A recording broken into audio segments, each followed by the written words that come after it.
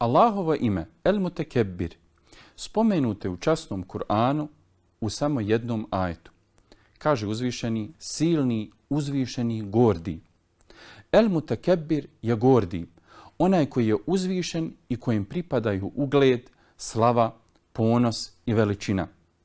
On je visoko iznad toga da mu je neko sličan ili da se opiše svojstvima stvorenja. On je uzvišen od bilo kojeg vida manjkavosti i nedostatka.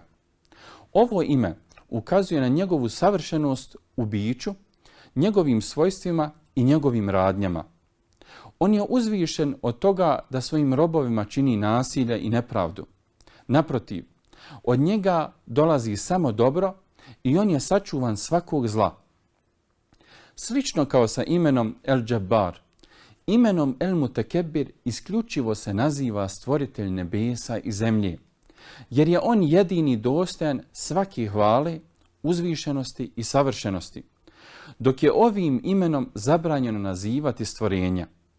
Jer u kontekstu stvorenja ovo ime ima pogrdno značenje. Kibur, oholost, bio je prvi grijeh na zemlji, kada je Iblis odbio da se pokori Allahovoj naredbi.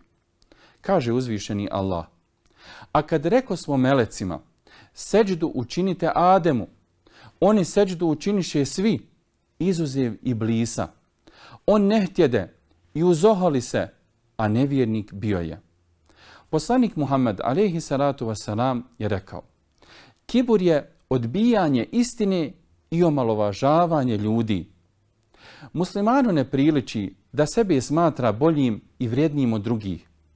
Allah je pravedan i ne voli uzdizanje, ponižavanje i ismijavanje drugih ljudi.